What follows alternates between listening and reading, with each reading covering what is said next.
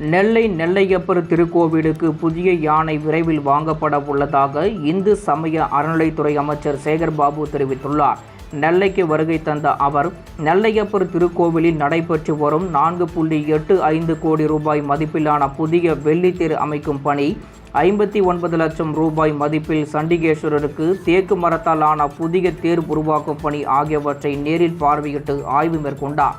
மேலும் அம்மன் சன்னதி, பிரகார மண்டபம் சீரமைப்பு, தெப்பம் சீரமைக்கும் பணி ஆகியவற்றையும் அவர் ஆய்வு செய்தார்.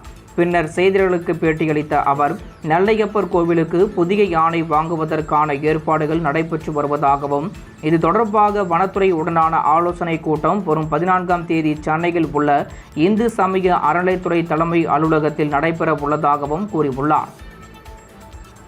இதில் சண்டிகேஸ்வரருக்கு மிக பழமையான திருத்தேர் என்பதால் அதை பயன்படுத்த முடியாது என்று தொல்லியல் துறை அறிவுறுத்தியதால் அந்த திருப்பணி 51 லட்சம் ரூபாய் செலவில் தேக்கு மரத்தாலான அந்த திருத்தேர் திருப்பணி நடைபெற்று கொண்டிருக்கின்றது.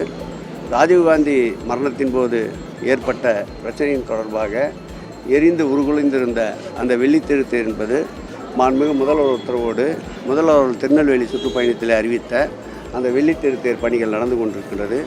450 கிலோ வெள்ளி, அதற்கு தேவைப்படுகின்ற வெள்ளியை உபயதாரர் வாயிலாகவும் திருக்கோவிலுடைய நிதியின் மூலமாகவும் வெள்ளித்தேர் திருப்பணிகள் நடைபெற்று கொண்டிருக்கின்றது. ஆகஸ்ட் மாதத்திற்குள் அந்த வெள்ளித்தேர் பக்தர்களுடைய பயன்பாட்டுக்கு நேர்த்திக்கடனுக்கு அர்ப்பணிக்கப்படும் என்று அந்த வெள்ளித்தேர் செய்கின்ற சபதியும் எங்களுடைய துறையினுடைய இணை ஆணையாளரும் தெரிவித்திருக்கின்றார். புகழ்பெற்ற நெல்லையப்பர் அருள்மிகு காந்திமதி திருக்கோயிலில் நீங்கள் அடுத்து யானை என்று கேட்பீர்கள்.